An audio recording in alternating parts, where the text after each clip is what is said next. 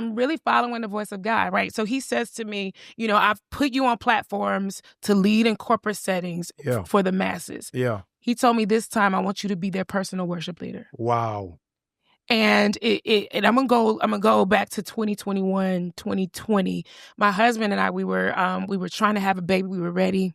And we had all these prophecies, all the words spoken, y'all gonna have a baby. And I've told this a few times, and we believe God. So we went to the doctor. We found out I had endometriosis. And so we leaning into faith without works is dead. So we decided we're gonna do the work. We're gonna do the work because God said we're gonna have a baby. So we fly to Houston once a month for a year. Every single month, we fly to Houston so I can get an injection to clear the endometriosis out of my body. And so after a year, the doctors cleared us. They said, okay, you can move forward with IVF. Yeah. We go forward with IVF. It takes a little while. Of course, you got to do all of the injections and everything. And so we did that. And it was time for the implantation. We do the implantation. It takes 2 weeks. I go through everything that we're supposed to do. And the doctor calls and said, I'm so sorry, but you guys lost the baby. Wow. And I at that point, Dr. Bryant, I'm telling you, I called Bishop Murphy immediately and I said, my faith is shattered. Yeah. Like it was the first time in my life where I started questioning what I believed. Wow. Because my thought was, God, this is the one thing I've dedicated my life for you. Everything that I do, my career, my ministry, everything that I do. But this is the one thing I wanted for me. And it failed. My faith was shattered. 3 days later, we were scheduled to be in Nashville at the Ryman to record my next project, Royalty. So I'm thinking we're going into royalty. I did crowns on the photo shoot. I got on gold. And I'm thinking I'm singing about royal priesthood, royal holy nation. I'm thinking I'm doing that. And instead, I go in with a broken heart, with shattered faith, not knowing what I believe. I could not hear anything during that season, but the one thing I heard was God tell me to go to Nashville anyway. So I'm in the back of the bus just crying. Kenny's trying to take care of me.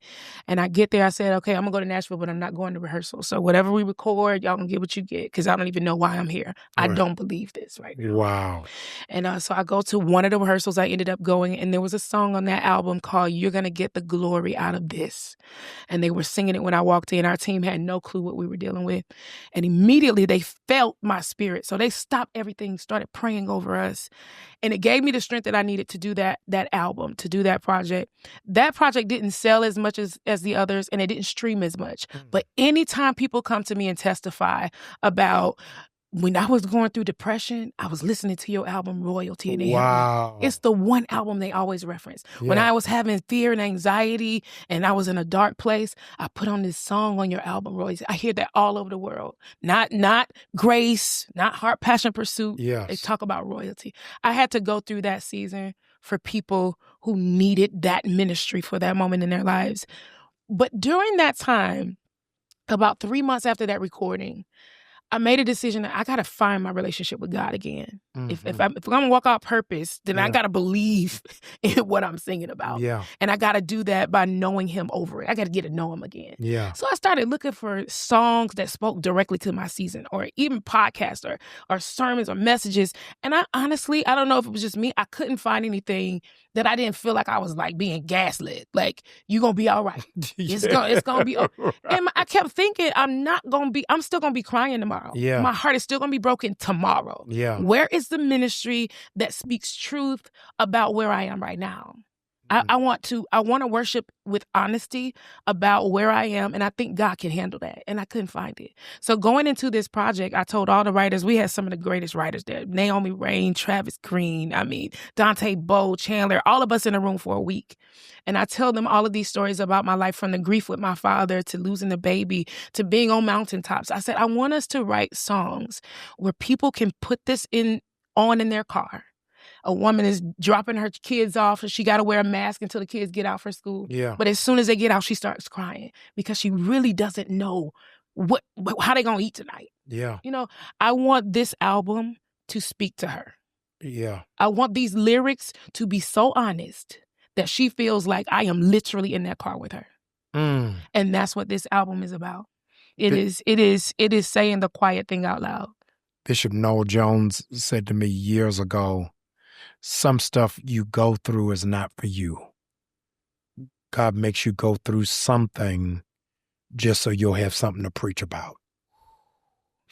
Yes. Because that's the only way that you cultivate that content ain't through Google. Yes. You can't get that through ChatGPT. You can't get that off of AI. Come on. You got to live through some stuff to be able to really minister at that level. Mm-hmm. And God drafts us against our will. Ooh, for what we don't want. My agony, I'll call it the agony of happiness, was getting married, but looking on that front row and my mother wasn't there. I know it. We buried my mother 45 days before my wedding. Yeah. And so processing, man, this is what Cecilia wanted.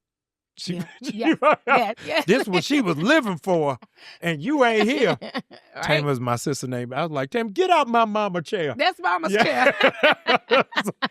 So you got to process all of that, and I think sometimes people don't understand the content that you produced that never made the album. Ooh. The sermons you wrote that never made the pulpit. Mm-hmm. That at the end of you, like, man, this ain't gonna work. Yeah. Yeah. So here's Bishop Jakes called Leading While Bleeding. Leading While Bleeding. Yeah. Yeah. And I wrote a book called Do It Anyway. And in that book, I share memoirs over my life about the stories behind the songs. Because people can celebrate with you, lift their hands, and cry and speaking in tongues. And you don't know what I had to go through to birth this song. So let me share it with you. And I believe that book, it opened up a space of transparency in me that I can never go back to being closed. Yeah. Because I know that my testimony, probably more than the songs, have ministered to people in a way that they're like, oh, man, if Tasha can make it through that, I have no clue. That's just probably what they're saying. I had no clue. I was listening to these songs, You Know My Name, and I didn't know what you were going through. I didn't know that you were depressed. I didn't know you spent 3 days in a room with the curtains closed under the cover. All the more, the liability of favor is people who have favor, outside people think you don't have opposition. Yeah. They just think you just roller skating on I-20. Tasha can't be depressed. Ooh. Ain't no way in the world.